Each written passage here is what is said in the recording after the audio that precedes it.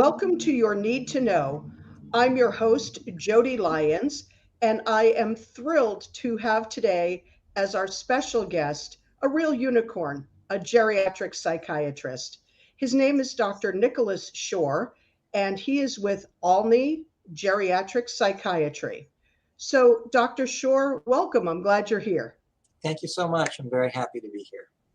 Wonderful. So I thought today we could talk a little bit about dementia. Um, the subheading would be It's Not All Alzheimer's. And I was hoping that the first thing you could explain was, first of all, the difference between Alzheimer's and dementia. Sure, I'd be happy to. So to start off, dementia is a term that describes any degenerative chronic brain disease with noted hallmarks of impairment in multiple cognitive areas. So this includes memory, but also can present with changes in personality, impairments in judgment, insight, reasoning, and language, as well as executive function, which is being able to plan things out, anticipate consequences of behavior. So anything which damages the brain and can impart this cluster of symptoms is considered dementia. And Alzheimer's disease is a type of dementia characterized by brain damage that accumulates over time as individual brain cells die off by the accumulation of plaques and tangles of waste products that lead to the decline and death of the brain cells. So the way I sometimes differentiate or explain Alzheimer's and dementia is it's kind of like ice cream. Okay. And the basics of ice cream is you have milk and cream and sugar and you churn it in a cold environment. That's the basis of ice cream. But the difference between chocolate and strawberry and mint chocolate chip sort of differentiate one ice cream from another. And that in dementia, what's the underlying cause of the brain damage? They all have these things in common, the impairments in cognitive spheres. The difference is what's the underlying cause of the brain damage, and that differentiates one type of dementia from another. That's terrific. That's a great explanation. I love it. And you know it's going to be sticking in my head. Alzheimer's is like ice cream, or dementia is like ice cream. Um, One of the questions I get a lot, and I'm sure you do too, is when a family member says, why does it matter what type of dementia it is? Does it look different? Does it act different? Why does it matter at all?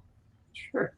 So to some degree, it does matter in that looking at prognosis, being able to anticipate the direction that the disease will take, trying to get a sense of the timeline, but also in terms of understanding possible modifiable factors. So, for example, vascular dementia, where the impairments are secondary to strokes in the brain. So it can be secondary to a single very large stroke. It can be secondary to the accumulation of a number of small strokes. That a lot of the risk factors for stroke are modifiable.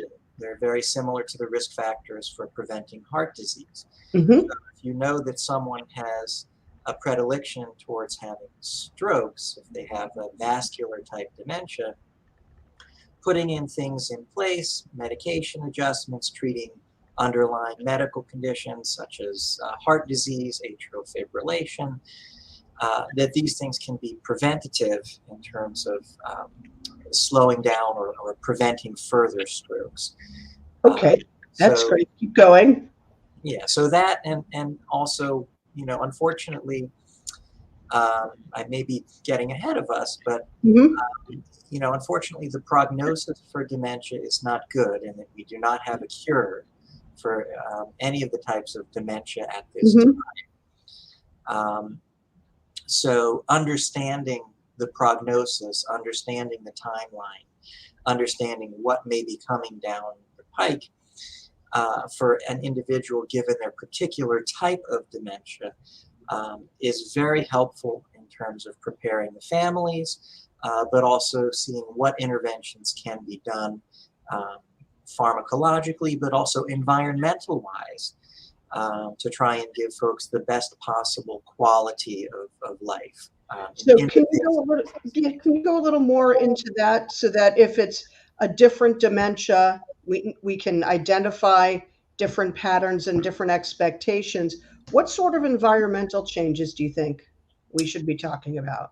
Well, it's very individualized Okay, in that it varies depending a lot upon what symptoms the person presents with. okay, One of the things that um, I will point out is that if you look at, let's say, a particular patient with Alzheimer's disease, mhm, if you look at the MRI of their brain, it oftentimes looks very much like the MRI of the brain of someone else with Alzheimer's okay, disease. Um, that a lot of the issues that present themselves with dementia and how they manifest are very individualized.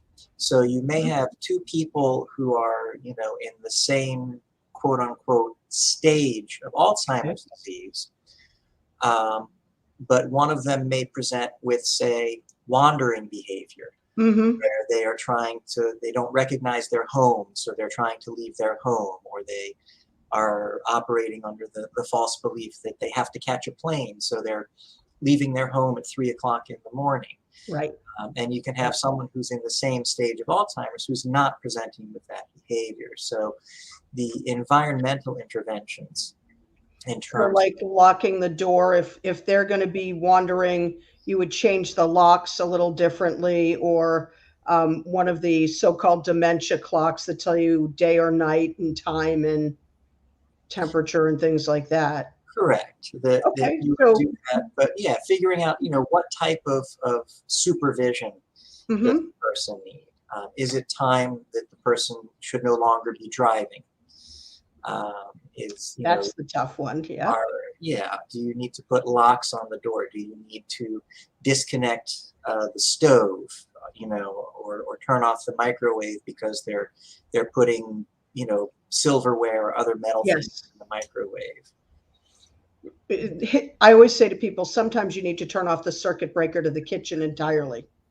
Right. Um, Another okay. example would be, there's another type of dementia called Lewy body dementia. Mhm. And the way I explain that is sort of like if Alzheimer's disease and Parkinson's disease had a baby, Yes. it would look like Lewy body dementia, where they Mhm.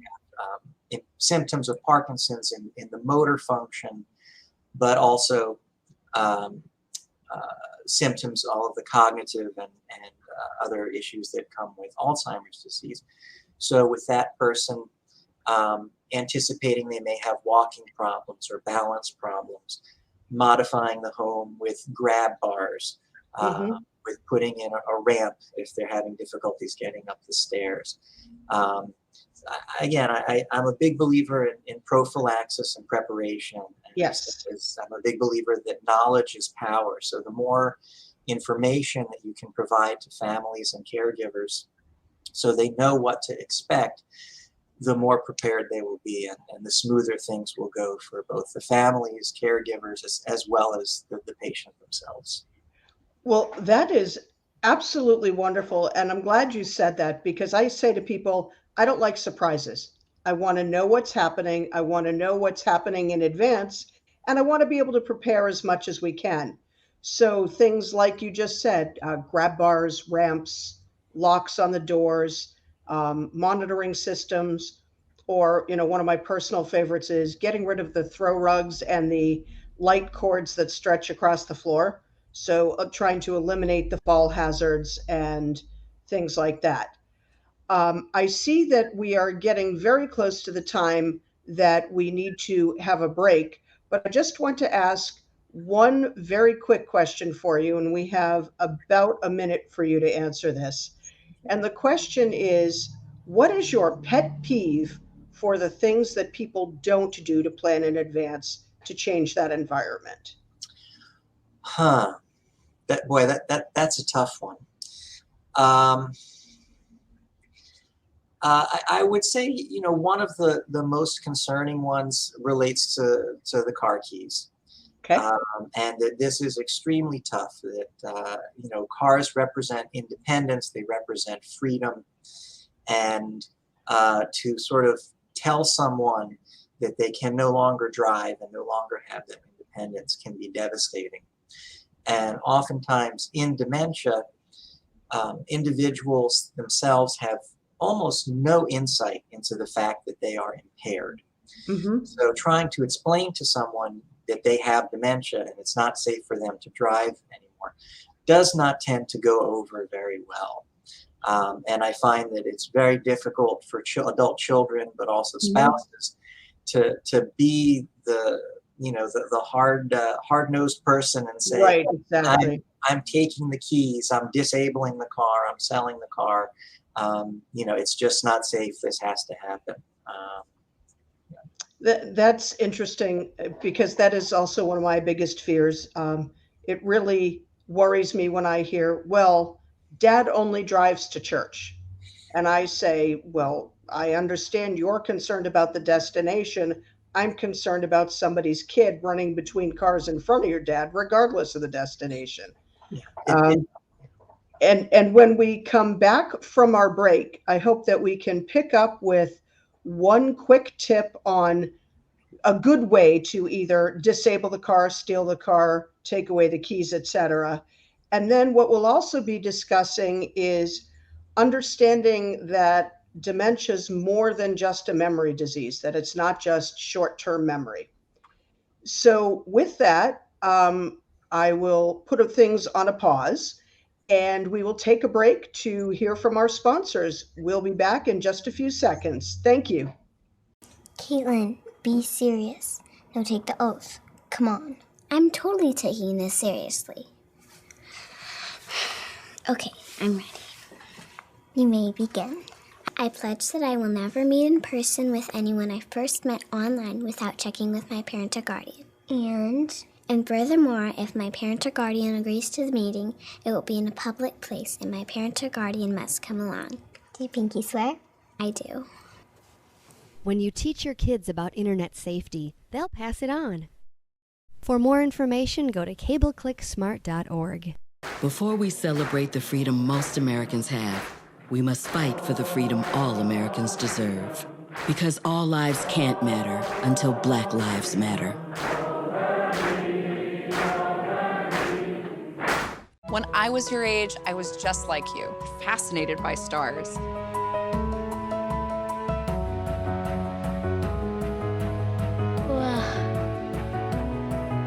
But now I get to search for life in the universe.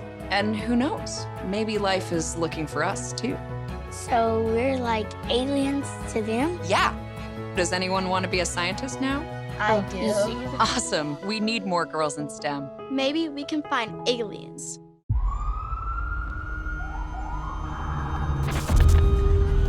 Opiates has taken everything and everyone I've ever loved away from me. Everything. I blew my ankle out and I got prescribed pain pills by my doctor. If making my detox public is gonna help somebody, I'm all for it. I just wish I would have had a warning. Opioid dependence can happen after just 5 days. Know the truth, spread the truth.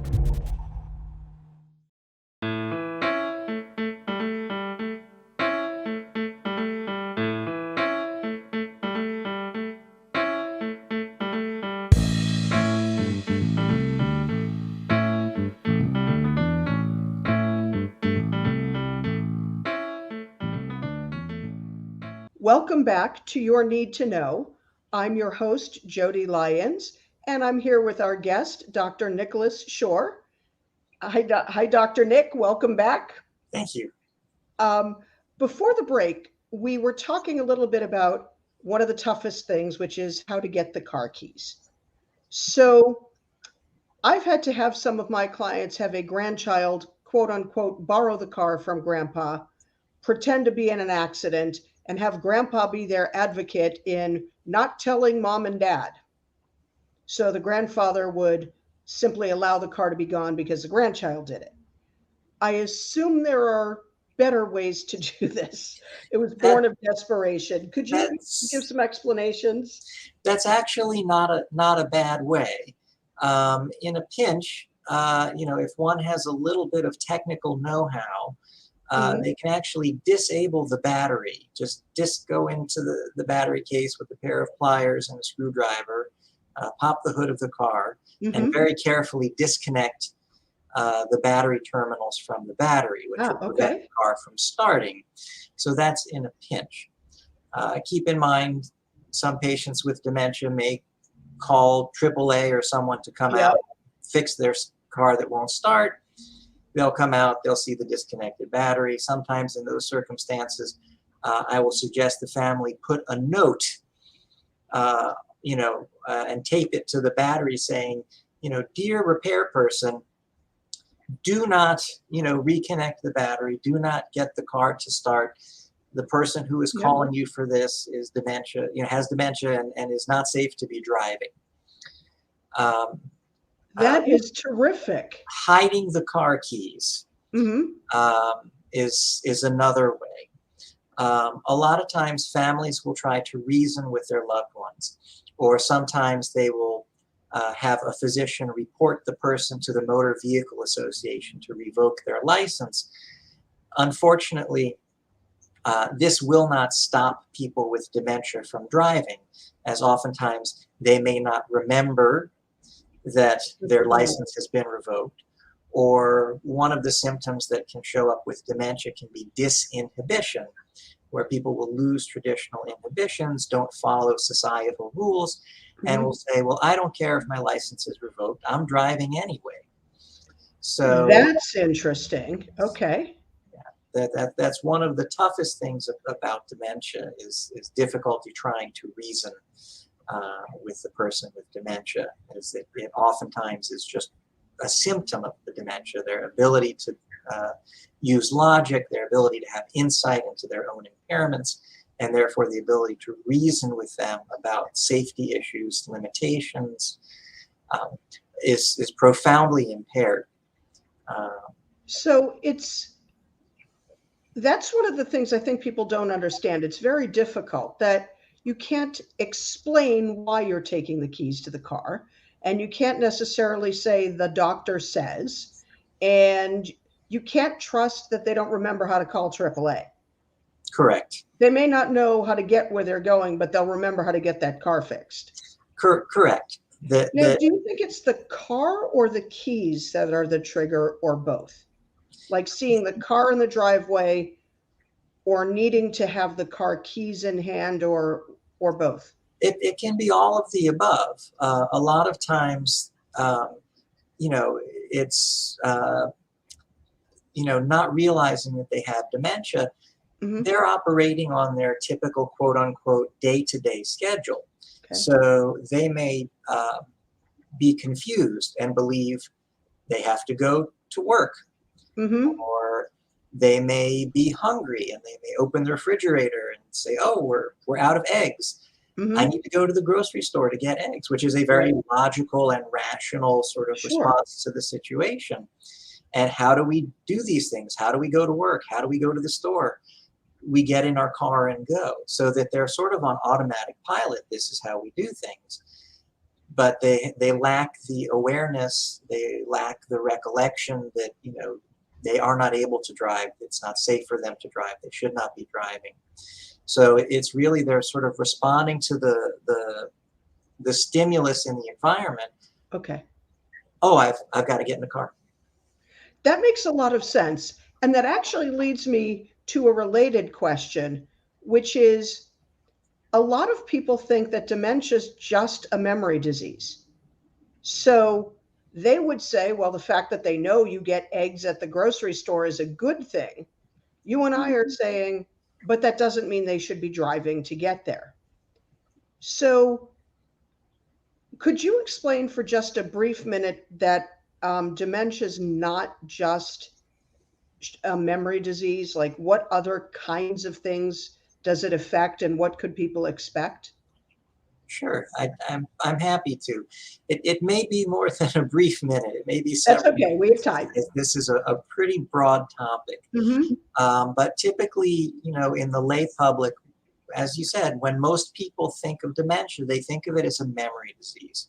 And oftentimes, some of the first symptoms that people notice are their loved ones are repeating themselves or asking the same question multiple times. Or you may have a conversation on Monday, and then on Tuesday, they may forget that they had that conversation. They may repeat the conversation. So oftentimes, some of the first symptoms that people are aware of can be memory problems. And a lot of times, dementia is labeled as a memory disease. And certainly, memory is a significant part of the disease. However, at the same time, that we are seeing memory problems, we can see impairments in insight, the person's sense of self-awareness, and they are not able to recognize they are having these impairments in memory. We can see changes in personality, mood swings, decreased frustration tolerance, proneness to irritability and impatience. We can see impairments in reasoning, in executive function, so being able to plan things, being able to figure out, paying a bill, how do I write a check, and then I put the check in the envelope, and then I seal the envelope, and then I put a stamp on the envelope, and I put an address on the envelope. So sequencing things in order to perform tasks. Disorientation, people not recognizing where they are, people getting lost in familiar places, misplacing things. So a lot of it would really be personality change. Mom was never like this. Absolutely. Okay. Absolutely, that you can see that. And while certainly there are cases where people, they might be somewhat grumpy or difficult, become more placid and easygoing, the rule is rather the opposite, that people can tend to become more irritable. Oftentimes, we will find people will become a caricature of themselves, that their most deeply seated personality traits become much more to the forefront. They lose mental flexibility, they lose coping skills, and sort of become more reliant upon the most deep-seated character traits. So we can see personality changes in that regard as well. That makes a lot of sense. And speaking of the personality changes and, changes in behavior and things like that, if we're dealing with something, a disease known for behaviors like a frontotemporal dementia or something like that, can you elaborate a little more on what kind of a behavioral change we could expect and what to watch out for? Sure. Again, I'll try and squeeze it in the time that we have left, as this is a very broad topic. I will share that, studies have shown that upwards of 90% of patients with dementia at some point in the illness will present with one or more what we call the behavioral or psychiatric symptoms of dementia. So we're looking at over 5 million Americans here. It's a huge number. Yes, absolutely. And this is across types of dementia. So Alzheimer's dementia, frontotemporal dementia, Lewy body dementia, vascular dementia. At some point in the disease, 90% of people or more are going to have one or more symptoms of behavioral issues. And predicting exactly which ones is something that we just cannot do. If someone has a history of anxiety at baseline, if they are a suspicious person at baseline, we might be able to anticipate we would see an exacerbation of that into perhaps a full-blown paranoia. But just sort of a rundown of, the range of symptoms that we can see. So that would be helpful. We can see disturbances in sleep, so hypersomnolence, so sleeping excessively, all kinds of insomnia, not falling asleep well, waking up in the middle of the night. We can see hallucinations, where people are seeing or hearing things that are not there. Delusions are very prominent, where people are believing things that are not true, often with a paranoid flavor. They will hide things because they're afraid people are going to steal them. They'll forget that they hid them. Exactly. And then we'll say, someone stole this. Wandering. Apathy, where there's no interest in doing anything. People can become verbally belligerent and can become physically violent. If you are delusional, if you don't recognize your spouse as your spouse and you think they're trying to hurt you, you may try to defend yourself. Right. If you don't recognize where you are, you may try and leave that place. If you don't know what time it is or the season, you can walk out of your house in the middle of winter at 3 in the morning. So there's a wide range of very concerning behaviors, some of which can be very dangerous.